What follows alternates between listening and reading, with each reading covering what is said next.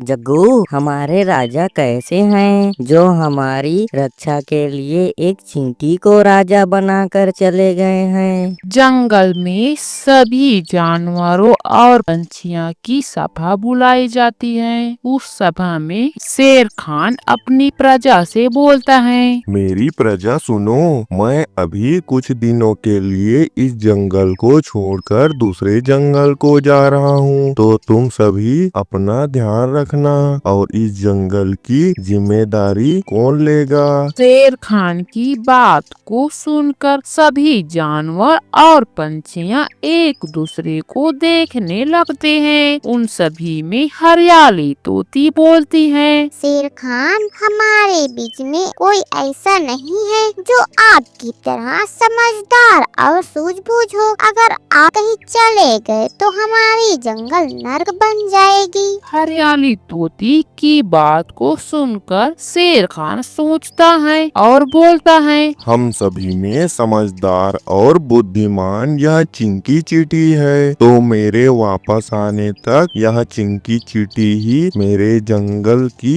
रखवारी और आप सभी का राजा रहेगी। शेर खान यहाँ बोलकर दूसरे जंगल की ओर चला जाता है। इधर सभी जानवर और पंछियाँ मिलकर बातें करना शुरू कर देते हैं। जग्गू, हमारे राजा कैसे हैं जो हमारी रक्षा के लिए एक चींटी को राजा बनाकर चले गए हैं। टुनी और सभी जानवर सुनो, हम यह बात बिल्कुल भी नहीं मानेंगे कि हमारे इस जंगल में अब हम सभी पर चींटी का राज होगा।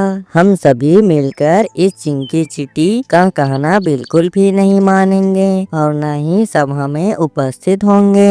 सभी जानवर और पंछियाँ यहाँ विचार करके अपने अपने घर की ओर निकल जाते हैं। तो उनमें चंकी गधा बड़ी ही होशियारी दिखाते हुए बाघ के गुफा के पास चला जाता है। गुफा अंदर में बाघ होगा तो सुनो, हमारे इस जंगल में नया राजा आया है और वह बाघ से लड़कर अपनी ताकत दिखाना चाहता है। चंकी गधा यहाँ बोलते रहता है। उसकी बातों को सुनकर बाघ अपने गुफा से बाहर निकलता है। तुम मेरे गुफा के पास आकर क्या बकवास किए जा रहे हो? तुम्हें अपनी जान की चिंता नहीं है क्या? तुम मेरा चिंता करना छोड़ो, बल्कि अपना सोचो, क्योंकि हमारे नए राजा हैं। वो बाघ से लड़कर बाघ को मारकर खाना चाहते हैं, तो तुम मेरे साथ चलो, तुम्हें मुझे लेकर आने का आदेश आया है। बाघ चंकी गधा की बातों को सुनकर डर जाता है और चुपचाप चंकी गधा के पीछे पीछे चलने लगता है। दोनों चिंकी चींटी के पास पहुंच जाते हैं। ये हैं हमारे राजा इस जंगल के, अगर तुम इनसे लड़ सके हो तो लड़ो। ठीक वहाँ शेर खान आ जाता है और बाघ के साथ लड़ने लगता है। मैं अपनी बदनामी का बदला तुमसे लेकर रहूंगा। यहाँ बोलकर बाघ घायल होकर वहाँ से चला जाता है। चंकी, तुमने ऐसा क्यों किया?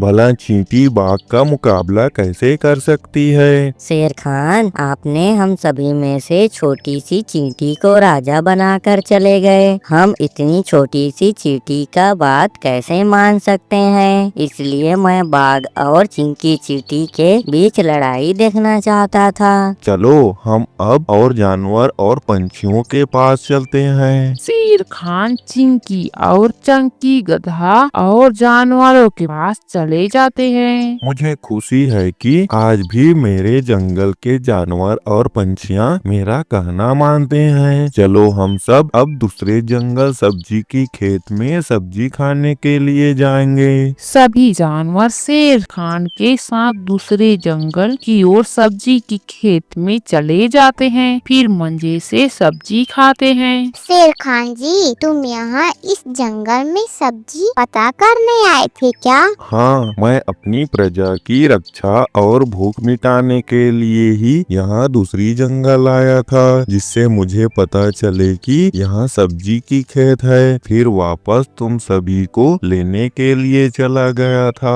सभी सभी जानवर और पंछियाँ शेर खान की बात को सुनकर खुश हो जाते हैं। फिर मिलजुल कर फल फूल और सब्जी खाते हैं।